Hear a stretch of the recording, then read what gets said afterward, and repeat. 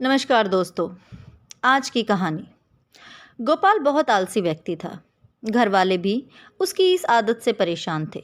वह हमेशा से ही चाहता था कि उसे एक ऐसा जीवन मिले जिसमें वह दिन भर सोए और जो चीज़ चाहे उसे बिस्तर पे ही मुहैया हो जाए, लेकिन ऐसा कभी नहीं हुआ। एक दिन उसकी मृत्यु हो गई।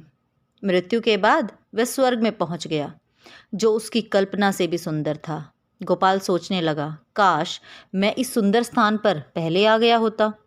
बेकार में धरती पर रहकर काम करना पड़ता था। खैर, अब मैं आराम की जिंदगी जीऊंगा।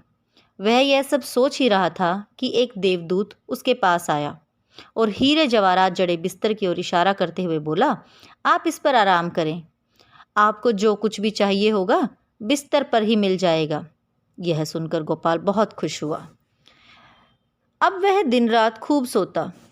उसे जो चाहिए होता बिस्तर पर मंगवा लेता। कुछ दिन इसी तरह चलता रहा, लेकिन अब वह उकताने लगा था। उसे न दिन में चैन था न रात में नींद। जैसे ही वह बिस्तर से उठने लगा, दास दासी उसे रोक देते। इस तरह कई महीने बीत गए। गोपाल को आराम की जिंदगी बोझ लगने लगी। स्वर्ग उसे बेचैन करने लगा। वह कुछ काम करके अपना दिन बिताना चाहता था। एक दिन वह देवदूत के पास गया और उनसे बोला, मैं जो कुछ करना चाहता था वह सब करके देख चुका हूँ।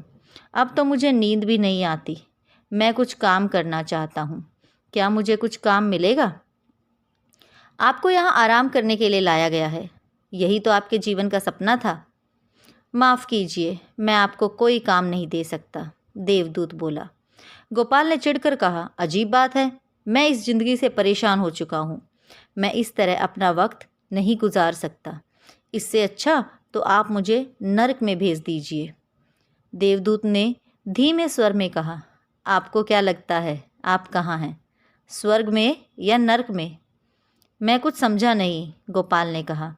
देवदूत बोला, असली स्वर्ग वही होता है जहाँ मनुष्य दिन रात मेहनत करके अपने परिवार का पालन पोषण करता है, उनके साथ आनंद के पल बिताता है और जो सुख सुविधाएं मिलती हैं उन्हीं में खुश रहता है। लेकिन आपने कभी ऐसा नहीं किया।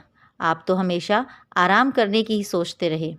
अब जब आप धरती पर थे तब आराम करना चाहते थे, अब आपको आराम मिल रहा है तो काम करना चाहते हैं। स्वर्ग के आनंद से उकताने लगे हैं। गोपाल बोला, शायद अब मुझे समझ आ गया है कि मनुष्य को काम के समय काम और आराम के समय आराम करना चाहिए। दोनों में से एक भी चीज़ ज़्यादा हो जाए तो जीवन में नीरसता आ जाती है। सच है, मेरे जैसे आलसी व्यक्तियों के लिए तो एक दिन स्वर्ग भी नरक बन जाता है। धन्यवाद दोस्तों। अगर कहानी पसंद आई हो तो कहानी लाइक कीजिए और चैनल को सब्सक्राइब कीजिए। धन्यवाद।